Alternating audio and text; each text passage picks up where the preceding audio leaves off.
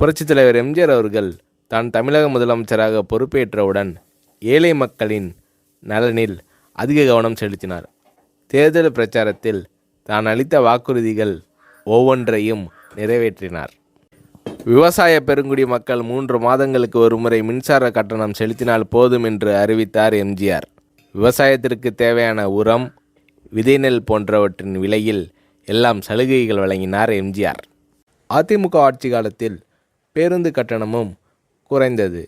மாணவர்களுக்கான சீசன் டிக்கெட்டில் கிட்டத்தட்ட 30% சலுகை தரப்பட்டது. சட்டம் ஒழுங்கை காப்பாற்றும் வகையில் சமூக விரோத செயல்களில் ஈடுபடுவோரின் மீது கடுமையான நடவடிக்கைகளும் எடுக்கப்பட்டது.